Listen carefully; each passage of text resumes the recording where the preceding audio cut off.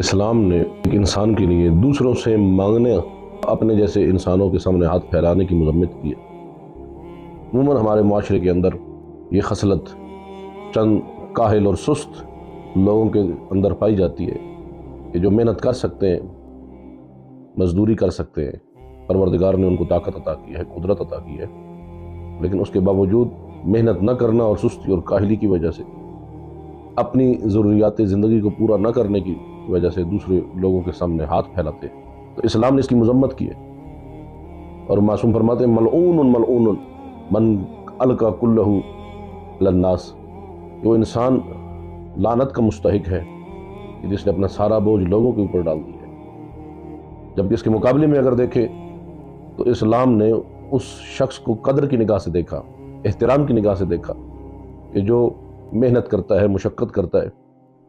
تاکہ دوسروں کے سامنے ہاتھ نہ پھیلائے، تاکہ اپنے اہل و عیال کے لیے محنت کرے اور ان کی ضروریات کو پورا کر سکے، بلکہ اسلام نے اسے باعث اجر قرار دیا ہے، استحباب قرار دیا ہے کہ جو شخص زیادہ محنت کر کے اپنے گھر والوں کے لیے، اپنے اہل و عیال کے لیے مالی کشادگی کا سبب بنتا ہے۔ معصوم فرماتے ہیں کہ کچھ ایسے گناہ ہیں کہ جن کا کفارہ اور کچھ نہیں بن سکتا سوائے اس کے کہ انسان محنت کرے، مزدوری کرے اور اپنا پیٹ پالے، اپنے بچوں کا پیٹ پالے، لوگوں کے سامنے ہاتھ نہ پھیلائے۔ اس لیے سردار انبیاء نے فرمایا کہ جو شخص محنت کرتا ہے اس نیت سے تاکہ دوسروں کا محتاج نہ ہو اور اپنے اہل و عیال کا پیٹ پال سکے، اپنے پڑوسیوں پر رحم و کرم کر سکے، اس نیت سے جو محنت کرتا ہے، اپنا کسب معاش کرتا ہے، وہ پروردگار سے ملاقات جب کرے گا تو اس حالت میں کرے گا کہ اس کا چہرہ چودھویں کی چاند کی طرح چمک رہا ہو۔ ایک مرتبہ سردار انبیاء اپنے بعض اصحاب کے ساتھ کسی رستے سے گزر رہے تھے تو اچانک ایک شخص کو دیکھا، ایک نوجوان کو دیکھا کہ جو بڑی جفاکشی کے ساتھ محنت کر کے اپنا پیٹ پالنے کے لیے جفاکش ہو کر کسی کام میں مصروف ہے تاکہ اپنا کسب معاش کر سکے۔ تو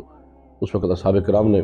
ایک جملہ کہا کہ سردار انبیاء سے فرمایا کہ کاش یہی شخص یہ اپنی محنت، یہ جو اپنی طاقت استعمال کر رہا ہے دنیا کے لیے، کاش یہی طاقت اپنی آخرت کو حاصل کرنے کے لیے کرتا، خدا کی عبادت میں خرچ کرتا۔ تو اس وقت سردار انبیاء نے ان کو منع فرمایا، ان اصحاب کرام کو فرمایا کہ نہ، ایسا مت کرو، یہ جو محنت کر رہا ہے یہ اگر اس نیت سے کر رہا ہے تاکہ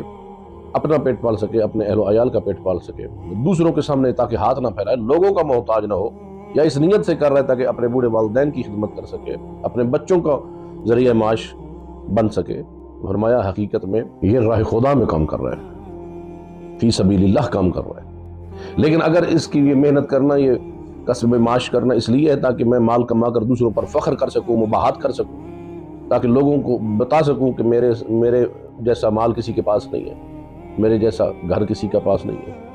تو پھر سردار انبیاء نے فرمایا یہ فی سبیل الشیطان، پھر یہ شیطان کے راستے پر ہے۔ اگر نیت یہ ہے کہ میں اپنا پیٹ پال سکوں، لوگوں کے سامنے ہاتھ نہ پھیلاؤں، تو پھر یا اپنے بوڑھے والدین کی خدمت کر سکوں، اپنے بچوں کی خدمت کے لیے ذریعہ معاش بن سکوں، تو پھر فی سبیل اللہ ہے، راہ خدا میں۔ لیکن اگر مال اس لیے کما رہے تاکہ لوگوں پر فخر و مباحات کر سکوں، تو فرمایا فی سبیل الشیطان ہے۔